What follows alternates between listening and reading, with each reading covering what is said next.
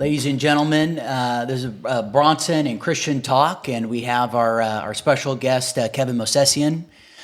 Kevin is a native of the Central Valley here. He's an entrepreneur, he's a car enthusiast, and he's a real estate investor. And we're looking to have him share kind of his story and kind of what got you to where you are today, and what your thoughts are on in this current landscape, and your thoughts on the future. Very good. Well, thank you guys for having me on. I appreciate the invitation. Mm-hmm. Yeah, absolutely. So where would you like to start? You tell me. Well, how about from the beginning? Like, where are you from? Are you from the Central Valley or? Sure. Yep. I am born and raised. So third generation here. My grandparents on both sides were born here. Actually, I take that back. Dad's side was born in Armenia, Turkey. Oh, nice. Mom's side, that's the mom is Italian, so I'm half Armenian, half Italian. Awesome. And grandparents on the Italian side were born here in Fresno. Okay. And third generation Fresno native. Mm-hmm. And you have any kids, or are they gonna? I do, yes, yeah. So married for 18 years now. Oh wow. 2 girls. Ashley is 15 and Presley is 13. Awesome. Yes. Awesome. So, what kind of got you into the industry you're in right now? Is there something that led up to that? Were you always into cars, or what? How did that exactly happen? Great question. So, born in 1973, right? Right. Dad had a 1974 Corvette. Oh man. And so when I was a year old, that was my car. That was, that was it. Got me into cars. Then from there, he would take me to Malibu Grand Prix, which was kind of a little go-kart track here in the Fresno area, right there where Costco and Home Depot is. That's where it used to be. So I'd spend my weekends there at the track. And when I was 18, he sold the car. And I actually cried. I'm like, I thought one day that would be my car, Dad. Yeah. But, things sold happen. My car, Dad. So, yeah. So that got my start, love for cars, basically. Right. I bought my first Porsche in 2000, a 1999 911 Carrera convertible, which I still have today. Oh, nice. Took that to the track over at Laguna Seca and loved it, enjoyed it, but didn't want to mess up my baby. So then I got into racing. So I bought a 1969 911 race car. Raced that competitively for maybe 4 years. Mm-hmm. That was BK before kids, I say. Right. So I had some spare time. When you actually have time. Exactly, yeah. And then from there, I just bought my first Lamborghini after a friend had purchased one, and I said one day I'd like to have a Murcielago, and it took me 10 years to get to that point. Right. But after I did, it was interesting. That just kind of opened up a whole nother door for exotics and supercars and friends. Right. I've made a lot of friends just in the car world. A lot of great friends. That's the best part. I wanted to mention, that was one of the things that I have heard, and I remember mentioning to you was, some people might look at, hey, why would somebody want to invest in an exotic or something when they could maybe allocate those funds elsewhere? And one of the things that I remember hearing from someone is, it opens doors. It does. It does open a lot of doors. Yeah. And then there's also potential to profit from those cars. If you're finding something that's on the rare side, which I have with several of mine, then they've gone up in value quite a bit, which is a big plus. It doesn't matter to me. I'll let my kids deal with it when I'm 6 feet under, but because I won't sell. I've sold maybe one, but in regards to that, I just enjoy driving them. Right. So that was my thing. Is your kids? This is something they want to end up doing, or is this more of like, hey guys, if this is something you want to end up doing, here's the family business type thing, or how's that? Great question.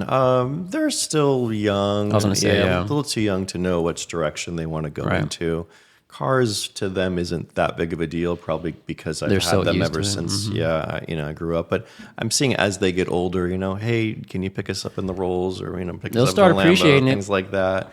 So as they get older, so that started my love for cars. 7.5 years ago, I started Oxotic Fresno, and the reason I started it was there was just lacking some car culture to the Fresno area. Right. One day I'm on a Porsche forum, and I see a Porsche buddy post a picture of his garage, and he had a 458 and a Lamborghini Superleggera and a Porsche. And I said, oh, wow, Eric's doing great. So I read further down and I see he started Oxotic Supercar driving experience in Denver, Colorado. Okay. Went to his website, read all 600 of his TripAdvisor reviews. 99.9% of the people had a great time. Right. It was a blast. And I said, this is something that would do well in Fresno, right? And it looks fun and nobody's doing it, right? So called up Eric the next day and I said, tell me about the business. Tell me about the positives and negatives. And he went through, everything and how he got started. And I said, well, are you franchising? I could steal your idea, but I don't need to reinvent the wheel. And, can I buy your recipe? Right. He says, well, yeah, nobody's ever asked, but let me come up with a fair number to do that. And so he did. And I flew out to Denver and saw his operation and how he did it all. And we made an agreement and that was it. So then I specifically bought a 458, the Ferrari 458 Spider, a Lamborghini Superleggera, the two that he had as well, right? And then an Audi R8 Spider, and started the business. That's awesome. Yeah, so that was a kind of a third business at the time for me. It wasn't really a main business, right? And to be quite honest, it's not a very profitable business, right? If this is something that somebody's trying to start, you're not going to live off of it by any means, at least here in the Valley. So it's more of a fun business. I really enjoy when people get out of the car after a drive, after a tour, and that smile on their face and that excitement that stays with them. You helped with that. Yeah. So that's rewarding to me, and that's what I enjoy. Because these cars aren't obtainable by everybody. Oh, right? for sure. So and I've priced it fairly from $200 to $2,000. Right. You want to take a 15-mile tour. You want to take a 165-mile tour. Right. Whatever your budget is and however much fun you want to have. Right. And if I can elaborate off that, what exactly is the experience with that? Is it tours? Can you rent it for birthdays? I mean, what exactly can you do with Great question. So specifically tours is what I specialize in. My cars never go out unattended. Right. So we always have a pace car. So you're always following a pace car on a specific guided route. 15-mile tour, 30, 45, 70, 100, and a 165. Oh, wow. Those are the tour lengths that we do. If you do a 70-mile tour or longer, you pick your primary supercar, and then we pick a secondary as the pace car. It gives you the opportunity to switch into two different cars. Oh, that's pretty cool. I like that. That's really cool. And then we'll have groups. So we'll have maybe 6 guys take out all 3 cars, do a 100-mile tour. Like we just had one last month. It was bachelor party. Oh, wow. And so went to Bass Lake, and all of his friends came in, and they were from out of town, Bakersfield. Some flew in from the East Coast to do this. Wow. They had a great time. So went to Bass Lake. Everybody got to drive all 3 cars, and we had a blast. So, awesome. Now, when they're driving it, is it manual, automatic? No, all cars are automatic. Automatic? Yeah, in this day and age, half of the public can't drive a manual. I was going to say, yeah. Yeah, they're paddle shift, but I don't allow paddle shifting. Oh, okay. Because you can't give somebody 600 horsepower and say... Go wild. Exactly. So no paddle shifting allowed. Right. And then you asked about, other ways to use the cars. We do birthday parties as well. So we'll go hourly mode. So we use the cars for weddings. So we're $300 an hour from the time we leave to the time we get back. Also, the car is we're with the car as well. Another pace car. And then I've always had a request for a Rolls Royce. So last year I found a Rolls Phantom. Oh, nice. To add to the mix. Lots of requests for that for weddings. Well, so makes sense. Yeah, so Classy. we added that to the mix as well just last year. That's awesome. So, question, kind of like reversing a little bit. How would you even get these Lambos? I mean, it sounds great. It's awesome. Right. I mean, it's hard to obtain that. So how do you even get there? Well, we can start with at 11 years old, I started mowing lawns, right? Yep. So at an early age, I learned what it takes to earn $1 and how to spend $1. Absolutely. And so 11 to 13, helping dad mow lawns. 13 to 15 working at Fatburger, a family business that Uncle had. And then from there, bussing tables. Just hustling. 16, 17, waiting tables throughout high school, 17, 18, 19, and then college and working and more work. And I took a semester off, and I still am taking a semester off from school. So to answer your question, multiple sources of income as well. It's hard to get ahead these days with just one job or one business. So at 21, started working for my uncle in broadcasting. Okay. And then day traded the stock market for quite some time. I did very well at that until 2001 when the market changed. Right.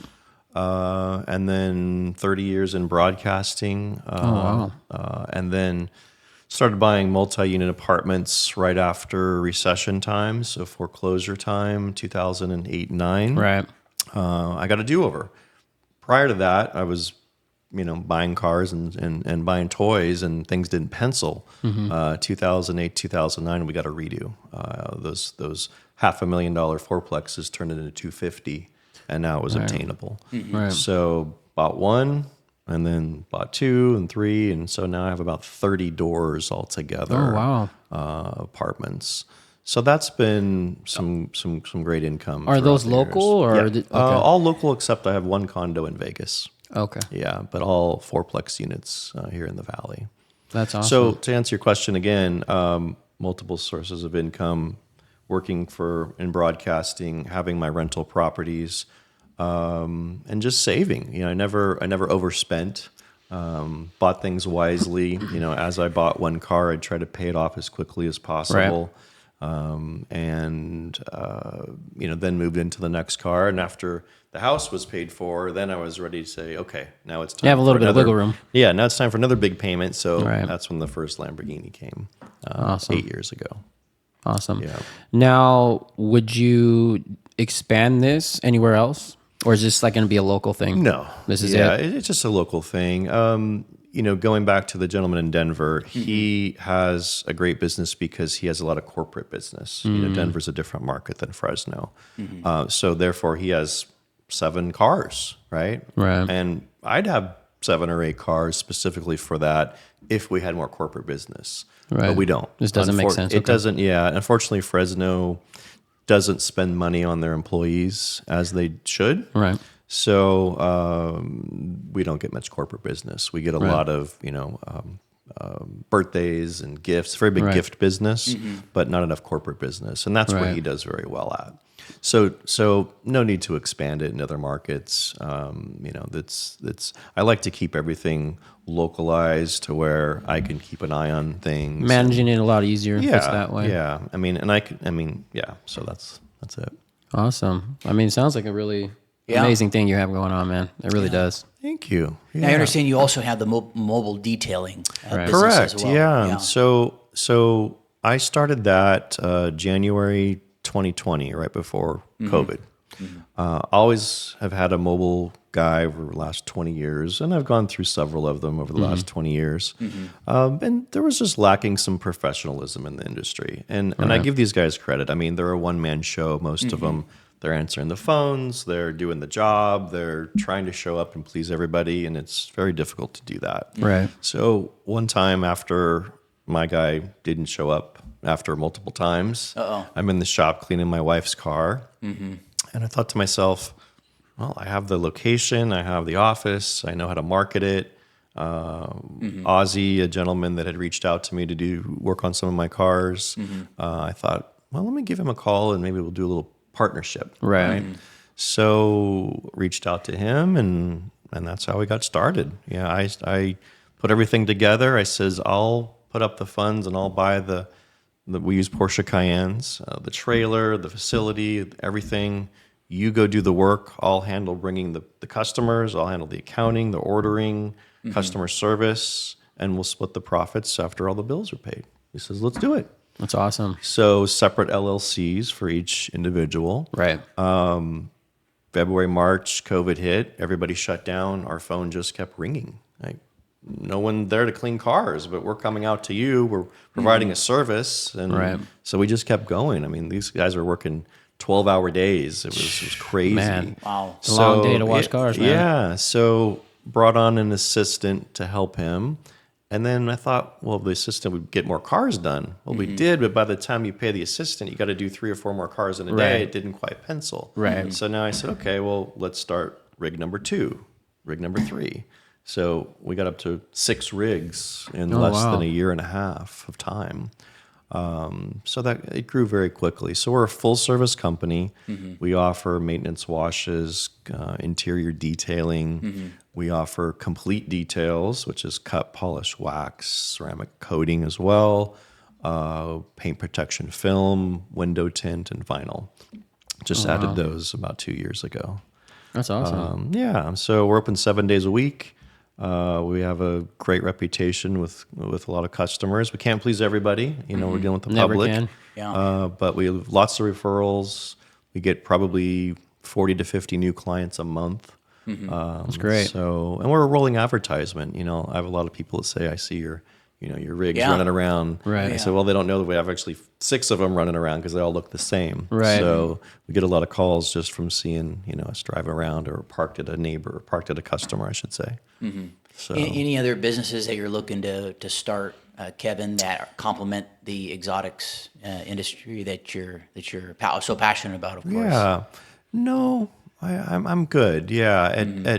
At my age 51, I'm content with how busy I am, and for what I do, it's not really work. I enjoy. I do the tours myself now. Oh, nice. Since retired from broadcasting, and I'm there 6 days a week. But it's because I enjoy it. Right. I have a great. It's not really work. Yeah, and I have a great staff. I mean, all of my people. Emily in the office as a receptionist, she's awesome. Flexible schedule, great customer service. Reagan has been with me since the beginning, went away to school, mechanic school. So he handles taking care of all the cars. I have over 35 cars altogether. Wow. So he'll do the mechanic side, then fill in the blanks when we don't have anything broken. He'll do some detailing. He loves cars. He's a great kid. Ozzy's been with me since the beginning. Loves cars. Victor's been there, and Manny, and they're all great guys. So it's nice to have a great staff, which I try to take care of as best as I can. So we'll take out the cars sometimes and let them go for a drive. And, that's awesome. You gotta take care of your employees. Yeah, I mean, without them, you're nothing. You wouldn't have a business. Yeah. Yeah, there's exactly. So, and a lot of business owners don't get that. They're too tied up in just running the business, and they don't care about morale. And he left because they're just worried about the money, and that's not. You have to take care of your employees, man. Yeah, they're a representation of the business. Exactly, and we're all the same. We're all equal. I'm not any better than any of them. So, absolutely. I don't talk down to them. We're all equal. So they need you. You need them. Exactly. You need each other. So you got to treat each other, fairly. Exactly. So back to your question. No, I could take the mobile wash business and franchise it all over. But I like to oversee things to make sure that they're done right. Now, my guys are great, but like when a full detail comes to the shop, I go over it with my super duper flashlight and find any flaws. And we've not had one complaint after a full detail, right? So quality control is important.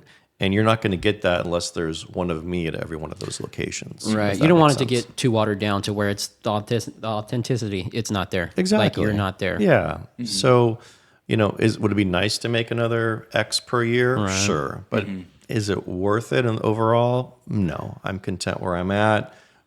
It's not work. When you start to grow too big, it becomes not enjoyable anymore. Absolutely. And you're dealing with problems. And problems drag you down, and I'm not for that. So I like to, and that's why I started the supercar driving experience. It's a fun business. There's nothing negative about it, right? And same thing with the mobile wash and detail. We're taking a dirty car and we're turning it to nice, something clean. It's rewarding. I don't want to be a mechanic. I don't want to open a mechanic shop and deal with negative problems. So I try to stay in a positive atmosphere with positive people around me, and everyone's happy. That's awesome.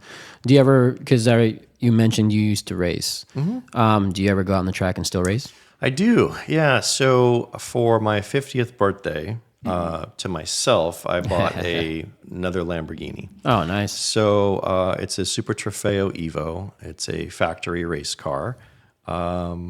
So I don't race competitively in it. We just do track days. Got it. So we'll go out to Laguna Seca, Button Willow. I'll get a group of my friends together, and we all go to the track and have fun. That's awesome. Yeah, so that's one of my hobbies. Have you ever been racing? You know what? Let me stop and think. Because I never have. I haven't. My dad, he was in the car industry for 35 years. He worked for Pep Boys. He was the commercial regional manager. He was in charge of 9 different states. He's had a 71 Chevelle, 69 Camaro, 68 Camaro. He's had 55. He's had everything. Nice. He's huge car head. Guy, so he would probably love having a conversation with you. Of course. He loves. I mean, he doesn't know a lot about the supercars. Yeah. But he's back in the day. Obviously, all you needed was a red toolbox, and you can fix your cars. Now you need all the computer systems. You need all this stuff. So obviously, it's a little different. It's a different world, yeah. He used to race them all the time. I mean, back when the 70s and 80s, a little different now. He can't really do all the fun stuff anymore. So did you catch the bug? Did you? You know what? My dad, he worked a lot. So he was really focused on, he was working 7 days a week, I remember, for like 10 years straight. Wow. And he had his own landscaping business at the same time. Okay. He he never went to college. Yeah. He just hustled his way all the way up there. And it's crazy because kind of like when you're younger, you love that car. My dad had a 68 Camaro 454, and he actually sold it to the gentleman who owns I Love Sushi, I think, here. No kidding. For my brother's wedding. He's like, just to help out, I'm like, but that was supposed to be for me, man. Like, why'd you sell it? It was such a bad car. Yeah. I love that car. So to reflect on what you're saying, so when my dad sold that 74 Vet, and I actually cried, I thought to myself, one day I'd like to find something like that. Now, I know I'm not going to find that exact car, but I can say it now because this will come out a little later. I found a 74 Corvette in the same color, same interior. It's the 454. He had a 350 automatic, so I found a 454 manual, and I bought it last week. And it's nice, so I'm going to deliver it out to Monterey, where my parents are at. All right, man, that's so awesome. And I'm going to surprise them, not tell them I'm coming, and show up with the car. That is awesome. And take Dad for a ride in it. So he's gonna love that. I mean, it's funny that he said that because I always wanted. My dad actually sold the 55 Chevy. It was canary yellow. I'll never forget. He sold it to buy the house many years ago for us, and he didn't want to sell it, obviously. But you do what you need to do for your children. Sure. You're nothing without your kids. I know you don't have any kids, but because I have a son who's gonna be 14. Matter of fact, after this, I'm gonna go straight to his game at Clovis West basketball, and then I have a son who's gonna be 8. So I mean, that's why I do what I do. That's why I have my I started my property maintenance and landscaping business when the pandemic happened too, and then I ended up teaming up with him and another business partner. So it's everything, and it's crazy how you see your parents with your kids. At least with my parents, oh my God, it's like I don't even exist. They're like, I want to hang out with the kids. It's so crazy. My dad worked so hard. He spent time with us, right? But it's just different now. He gets to relive it. Yeah, he gets a do-over. All over again without the stresses of work and everything else. Is just focused on the kids. Yeah. So that's really cool that you're doing that because it's inspirational because I really want to do that for my dad because he worked so hard for so many years without any help to be able to buy him that 55 Chevy. He wants a 71 Chevelle, black on black, slapstick automatic. That was like his car. I'm telling my mom blew the engine when she raced it one time. My brother in the car, and she was pregnant, I think, with me. Oh my God. He those are the cars he want back. So if I could get that for them, man, that would be great. But those things are expensive to try to find something like that. Yeah. So, but that's awesome. That's awesome that you're doing that. Yeah, I thought it'd be very memorable, for all of us. Oh yeah, he's gonna. What color is it gonna be? It's a dark brown. It's like a metallic brown. Yeah. Okay. Same exact color he had. Yeah. Oh, you're getting original, Yeah, I mean, I wanted the same year, same color, interior, everything. It just so happened this one had popped up in Pennsylvania. A Hobby Car Corvettes had it. Okay. I've been following their Facebook for a while, and all of a sudden, like on Mother's Day, brown 74 Vet, and I wasn't really educated. I didn't know that was the last year of the big block. Oh, okay. So they'd only made 3,000 of the 30,000 Corvettes. Only 3,000 were big blocks. So once you saw that, you're like, man, I gotta get on that. Called them up, gave me some history on it, and they did a bunch of work, very clean. I said, "Are you negotiable?" He said, "Nope." I said, "Okay, I'll pay your price. Here we go." Anything for Dad? So it's on its way. Hopefully Tuesday, actually, in a couple days. Wow, that's exciting, man. Yeah, that's really exciting. Yeah. Wow. As it relates to today's current environment, I think it's always interesting, us being millennials and such, people always talk about the generational differences as it relates to, one succeeding today in different challenges and stuff. Do you have any comments or observations as it relates to perhaps your, growing up here locally, being enterprising versus maybe something today or something that, if your daughters are wanting to go into the business, things that you're cognizant of or thinking about? Any comments on kind of the dialogue there? Yeah. So, it's really difficult for the younger generation is the cost of living right now is ridiculous. Yeah. Right? Absolutely. And, even at $20 an hour for people it's decent money, right? But to pay for insurance, fuel, everything, it's very difficult for those people to catch up and get ahead. And in order to get ahead, you need to save money to be able to put a down payment down on X, right? Whether it's real estate or whatever the case is. So I don't know how in the next 20 years, unless there's some huge correction in the market, that how the younger generation, your generation, is going to get ahead that way. Yeah, in this market, right? So I mean, in Fresno now, prices have gone up immensely on multi properties. I mean, I told you I paid $225 for that fourplex. Now that's $700. And that was what, 2008? Yeah. So now they're that was $50K a door. Now they're $150 to $200 a door. I can't believe that. Yeah, that's just insane. Yeah, so it doesn't pencil as well. So it's very difficult. My only suggestion is, multiple sources of income. A 9-to-5 guaranteed job, but a side hustle that will give you that extra money to get ahead. Right. Because that 9-to-5 is going to pay your bills, hopefully barely. But it's paycheck to paycheck. Yeah, exactly. But that side job or whatever it may be is gonna be the one that gets you ahead. And when I, for me, going back, so I bought my house in 1997. I was 22 years old, right? 4,000 square foot house. Did I need that? No, but it was $50 a square foot. Wow. So I bought the biggest house on the block because it was $50 a square foot. Not thinking that my thought was I'll sell it in maybe 4 or 5, 6 years and make a profit on it. Not thinking I'd be there this whole time. And I grew into the house, right? But my point is, I paid $265 for that house in 97, and it went up in value. And then in 2000, 2001, I did the equity line of credit, right? So that was where banks will say, well, for me, they gave me $150,000 to go do what you want to do.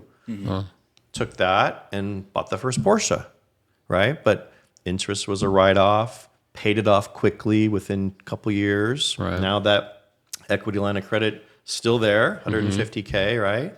So didn't have 50, 60 in the bank to go buy fourplexes, but I used my equity line of credit from the house to put the down payment on to go buy that fourplex. Smart. Without my house, I probably wouldn't have all the fourplexes. Right. So obviously it takes money to make money. Yep. I was fortunate that I had equity in the house to do so. My only thing that I probably should have done was do the same thing with the fourplexes and pull money out of those to buy more fourplexes when they were reasonable. That's my only regret. But you never thought it was going to be bad, though. Never thought it would be. Never thought it would. They'd increase this much. Right. Exactly. So now, you need 25% down. So now you need $150K to buy a fourplex. Now rent has doubled. So when I started, rent was $850. Now $1,500-$1,600 for a two bedroom. Yeah, it's crazy. That helps immensely. But mine are almost paid for. I did 15-year loans. Low interest rates. And that was another reason I didn't want to refi, because I'm like, higher rate. Now I got to start all over again. But I should have, right? Yeah. I met a gentleman that had 1,000 doors, and I took him to lunch. I said, how do you get to 1,000 doors? Yeah, that's wild. You know what 1,000 times 1,000 is every month? That's wild. A lot. That's $1 million a month. Yeah. That is wild. I said, how did you get to that point? Well, his family had multi-unit properties in the Bay Area. He would handle the the maintenance on them. And then he bought his first fourplex or a multi-unit property in like out of Modesto, Stockton area, flipped that, and then just started buying locally. But then he did what I didn't do, which was pull money out of them and to buy more. To buy more. You know, so and then when you pull money out of them, that's tax free. You know, Right. let's say you have a $500,000 fourplex and you pull out 200, you're not getting taxed on that 200. That's your money. Right. So that, and then you got some private money, $1 million, and that bought bigger complexes, and 1,000 doors later. And I said, David, when is enough? Right. Like how much do you really need? Right. So he said, well, if I paid everything off and I netted X amount, that's just more I got to pay in taxes. Why not buy more properties and have more of a write-off? And Right. That makes sense. I said, that makes sense. Yeah. So now 1,000 doors, you have your own property management. You don't need outside, your own company. He's good.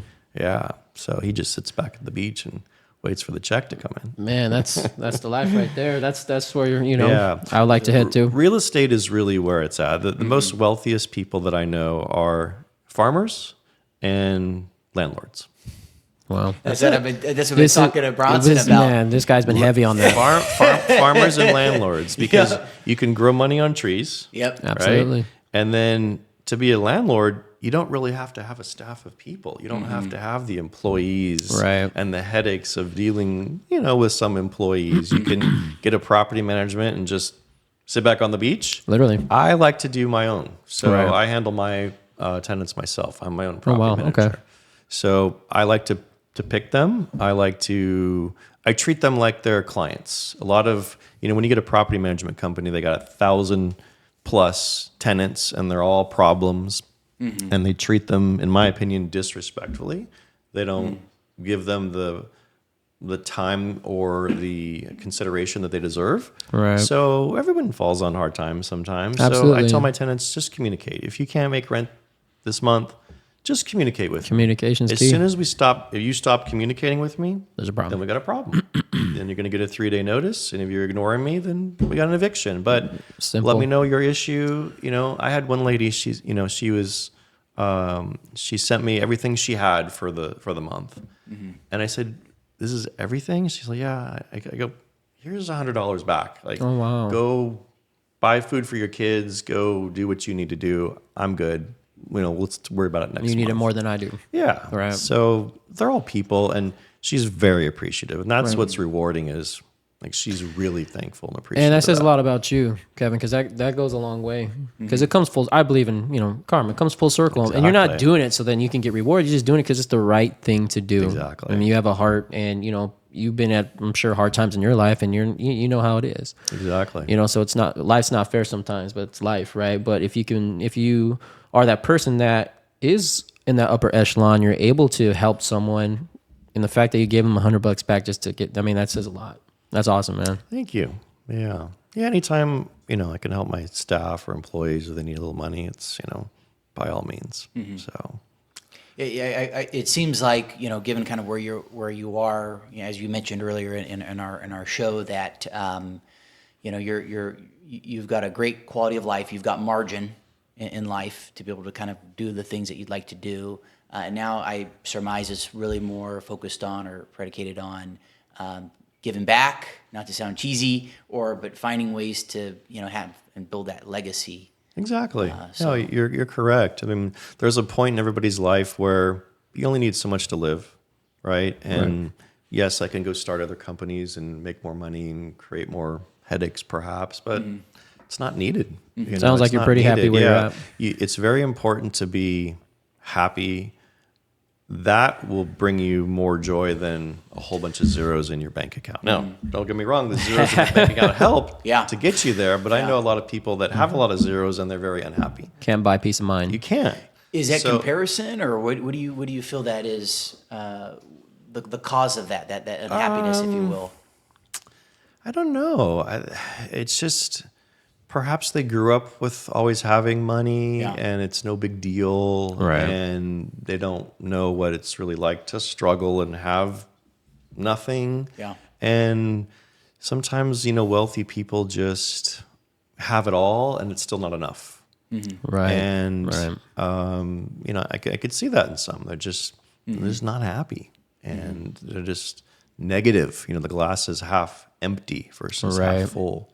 So I always tell, I'll have a lot of younger people come into, my shop, and they see all the cars and, what'd you do? How'd you get there? Right. And I'll tell a quick story. And I love that they ask, how you got there. But the one thing that I say is you got to do something you enjoy. You have to be happy. I mean, I have a friend that went to law school, passed the bar, became an attorney, hated it. Oh, man. 2 years, I'm done. All that work. Yeah, changed professions, went into something else. But so it was great that he did that, because you don't want to be 25 years, the rest of your life miserable. Yeah. You're an attorney, right? Right. So it's very difficult for the young generation coming out of school to pick a profession. Right. How do you know if you're going to like that, right? 100%. Unless your parents got a business. I always tell them, go test drive a profession. Absolutely. Show up at a business and say, hey, don't have to hire me. I don't need any money. Yeah. I just I want to learn. I want to see if I like this.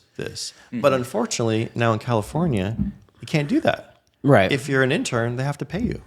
Right. Which is ridiculous. Oh my God. It's horrible. That's wild. So the laws don't help the young generation. But if you are an intern and you are getting hired, that company is going to be the first to possibly hire you. Yep. Right. Over Joe Blow that they got to train and everybody else. So yeah. So that's And moreover, just to comment on, I've always heard about it, and of course I have seen it, whereby a lot of people today, some aspects of perhaps the millennial demographic, but even Gen Z, not all of Gen Z, but some aspects of there seems to be a lack of drive or a lack of desire. Absolutely. And that's a huge problem. Yeah, and that stems from the parents a bit.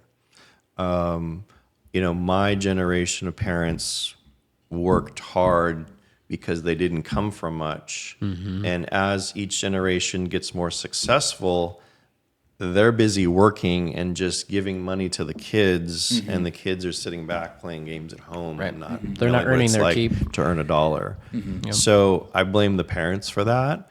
And you're right. I mean, this generation is a bit lazy. I had 2 or 3 jobs at 18, 19 years old. Now, one job's good. Monday through Friday. If it's part-time, it's okay. Never going to stay extra, never going to do anything extra. And they're not going to get anywhere. Yeah, they're complacent. I hate to say that, very complacent.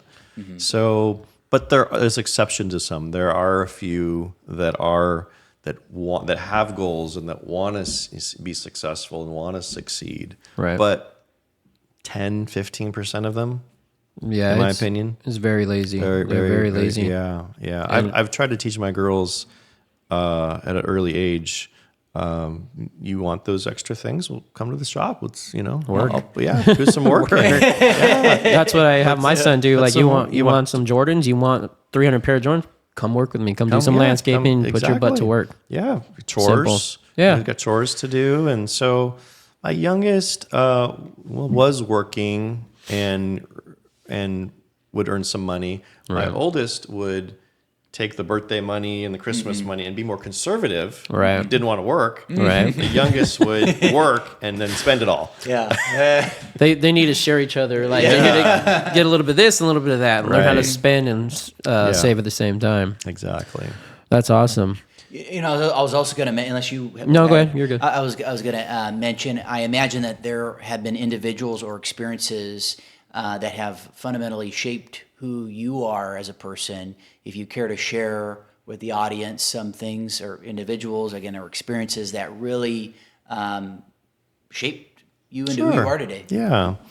I think that would stem from my grandparents, seeing how my grandparents and parents and family lived. As I mentioned, I'm half Armenian, half Italian, right? So the Italian side had, my grandfather had a farm and it was successful, and my grandmother liked lavish things, and they had the new Cadillac every couple years, and they bought the house in Carmel, and Carmel's nice. and spent the money, right? Made the money and spent the money. Right. The Armenian side was very frugal. Had that same car for 25 years, lived in a very modest house over off of Shields. And when they passed away, grandfather on the Italian side had assets, had shop where we're at now, Pullman Herndon, right? Had a property, had the Carmel house, but had very little in the bank. When the Armenian side passed away, small, modest house, but had over $500,000 in the bank. Oh. I never would have thought in a million years that they had that kind of money in the bank, right? So I've lived my life with a balance of those two, right? I'm not going to spend every dollar that I make, but I'm going to spend it wisely and have assets at the same time, some cash in the bank as well, right? Right. So that's kind of how that's what I've learned. I've learned to not. I don't want to be 75 years old and still be in debt, right? So my plan actually in this next year, everything's paid off. That's awesome. Cars, apartments are still a loan on that, but I just don't want to be in debt. So so that's been a great balance to see how those two separate individual families lived. And so I find the balance between the two. You know, I feel like I can relate in some regards. I've had to, I've been fortunate, I feel like, to have access to the resources that I've had growing up. And my mother's side, my mother's half Armenian. And, her family lived very frugal, very lean. Even as a kid, we never went out to restaurants unless it was a birthday, unless it was warranted. My parents they got used cars. My dad's got a Ram 1500. Mother's got I think it's a Honda. I'm blanking out on it. The SUV. No, she's got the SUV. Oh, okay. But they're well off, but they literally live like they're poor almost. It's kind of crazy. Yeah, they're modest, and that's how they grew up. That's how their parents were. Yeah. Right. So it's very difficult for all of a sudden to spend a whole bunch of money. Yeah. Even though they have it. Yeah. It's just a different generation. And it was interesting for me, of course, and even though I'm originally from the area here, going down to Newport, obviously totally different. Complete. Totally opposite ends of the world. Totally different world. Yeah. And, what was funny was, I first of all, I spent a fortune down there, and I could have been a lot more, astute, if you will, there. And I learned a lot down there, and it is really interesting. And people always scoff or look down on whatever, Fresno or the area, but there is, in my opinion, something special here. You have the wholesomeness, I would say, in respects to other larger metros. B, the economics of it here. It's a little better to get in. Like, I bought my first house in my early 20s, and if I was in another area, good luck. Yeah. Right. And that gave that small amount of money I put down compounded over six figures, and just like so getting in the game. And then the other thing I wanted to mention, of course, tying in with the whole finances, is silent money here. Stealth mode. People are not. It's not a flashy. Like, I'm still rocking. I picked this up from down south. I'm slowly shedding. And next thing I'll be in flip flops and such. But it is really fascinating how the culture, where you are, and how it shapes it. And then ultimately, what do you have to show for later on? Yeah. That is one nice thing about Fresno. I mean, a lot of people, speak negatively of it. They do. Yeah. But cost of living is, even though it's gone up, still reasonable. Right. You still can get into a house for maybe under $500,000 or close. Yeah. And we're 2.5 hours to the beach. Yeah. We're 15 minutes to Millerton. We're in that happy medium. Yosemite. Yeah, we are. Yosemite, in the middle, 3.5 hours to LA and San Francisco. So it's a nice combo. Yes, it's 110. Right. We pay the same taxes that they do in Newport. That's not fair. Yeah. Yeah, that's wild. At all. Yeah. We should have a tax deduction for the heat here. Right. Yeah. Seriously. But aside from that, it's nice to. I wouldn't move. Yeah. I mean, I would. This will be always. To me, this is always home. Absolutely. Perhaps my parents are at the coast now, and Carmel, right? You said. Yeah. It's beautiful over there. So that's nice. But yeah. So that's awesome. Yeah. I was gonna. No, go ahead. I was gonna ask some of the best pieces of advice that if there's anything you'd like to share. Just on closing. To the audience. Yeah. I would say for the younger generation, kind of repeating what I mentioned prior, is to get ahead. You really gotta put yourself, you got to be different than the rest. You Absolutely. have to, if you're working at a company, you have to stay longer, clock out, help out, right? Just put that extra time in to set aside yourself that's different from everybody else. Right. And that will be seen by many, and that will get you places. You're going to be the next one to perhaps get that raise or that promotion to the next position. Right. And then surround yourself with people that are positive, motivated. If there's friends that are just bad habits, those aren't friends. You need to surround yourself with positive people, and in essence, that will all reflect on you. You are who you hang around. Exactly. Yeah. And karma's a big one. I've always believed, I'll do a lot of things for people. I don't ask for anything in return, but somehow it always comes back to me. Absolutely. That's crazy. Somehow it always does. And it's seriously, I'm huge on that. It's karma. It really is. So, I have friends that, they don't do much for anybody and they don't get anything. And right. So it's interesting how that works. So, absolutely. And don't burn bridges, right? The young generation, I've had some staff come through and they don't leave appropriately, and you're burning a bridge, and they'll come back and ask for that job. Well, the bridge is burned, buddy.